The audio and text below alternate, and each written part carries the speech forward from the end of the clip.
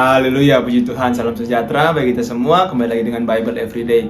Puji Tuhan, hari ini kita telah sampai dalam kitab Kejadian pasal 35. Puji Tuhan. Nah, orang yang punya kekuatan secara pribadi, baik itu finansial, jasmani, ataupun orang-orang terdekat, sangat sulit untuk berjalan dalam kehendaknya Tuhan.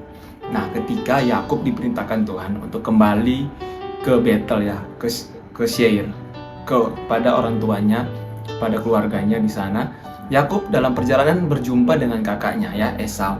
Nah, Yakub berpikir kalau Esau ini masih marah dengan Yakub, dengan apa yang Yakub telah lakukan kepada Esau, mengambil hak kesulungan dari Esau. Nah, ternyata yang dilakukan oleh Esau adalah Esau pikirannya berubah. Dia berubah menjadi baik. Dia peluk Yakub, ya. Dia tawarkan malahan untuk menjaga Yakub sampai ke tempat tujuannya, yaitu Seir.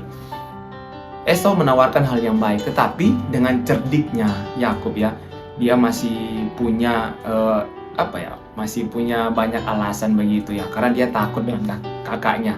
Dia menggunakan setiap pikirannya sendiri, dia menggunakan setiap akalnya sendiri untuk menghindari, karena dia takut dengan kakaknya. Apalagi kita tahu bahwa Yakub pangkal pahanya itu dipukul oleh malaikat Tuhan, ya, sampai kakinya itu lemah. Nah, dengan keadaannya lemah, dia takut dengan pikirannya kalau kakaknya ini, Esau, akan membunuhnya di jalan atau membuat apa-apa kepada dia waktu berjalan. Akhirnya dengan kekuatan pikirannya sendiri, dengan, ya, bisa dibilang dengan kelicikannya, kepintarannya sendiri, dia ngomong sama kakaknya, ya, kakaknya duluan aja lah. Dengan banyak alasan, mulai dari anak-anaknya, binatangnya, kambing, lembu, dombanya, dan lain-lain. Akhirnya Esau pergi duluan, dan dia katakan, nanti kami nyusul, kami ikut juga. Nah, yang dilakukan oleh Yakub adalah dia tidak menyusul, malah dia berbelok, dia pergi ke Sikem. Di Sikem lah itu terjadi kejahatan, ya. Anaknya Yakub diperkosa, Dina diperkosa oleh seorang yang bernama Sikem. Kemudian Benyamin dan Lewi membunuh orang-orang yang ada di Sikem. Banyak hal yang terjadi. Semua itu terjadi karena kenapa? Karena Yakub berpikir dengan intelektualnya, dengan kepintarannya, dengan rencana-rencana cerdiknya, dia bisa melewati semuanya itu. Nah, di pasal 35 ayat pertama ini Tuhan menegur Yakub. Kita baca Kejadian 35 ayat pertama. Allah berfirman kepada Yakub, "Bersiaplah, pergilah ke Betel, tinggallah di situ, dan buatlah di situ mezbah bagi Allah yang telah menampakkan diri kepadamu ketika engkau lari dari Esau kakakmu."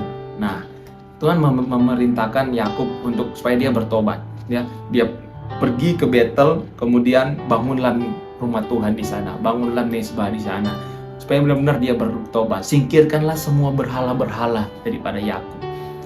Belajarlah andalkan Tuhan, jangan menggunakan intelektualnya, kepintarannya, ya, merasa dia bisa. Tuhan bilang begitu. Nah, ini menjadi pelajaran bagi kita semua.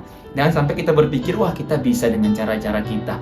Tidak mau gunakan cara firman Tuhan, tidak mau berdoa, tidak mau tanya Tuhan, tidak berpikir negatif kepada orang-orang di sekitar kita. Nah, ini menjadi pelajaran buat kita supaya benar-benar kita berjalan dalam kehendak Tuhan. Jangan berpikir negatif, ya. Kalau kita dalam rencananya Tuhan, pasti ada orang-orang yang mau menolong kita, orang-orang yang mau siap bantu kita. Biarlah hari-hari ini, kalau kita masih menggunakan kekuatan kita, baik finansial kita, pikiran kita, ataupun orang-orang terdekat kita, singkirkan semuanya itu. Karena firman Tuhan bilang, terkutuklah orang yang mengandalkan kekuatan manusia, yang mengandalkan kekuatannya sendiri, dan hatinya menjauh daripada Tuhan.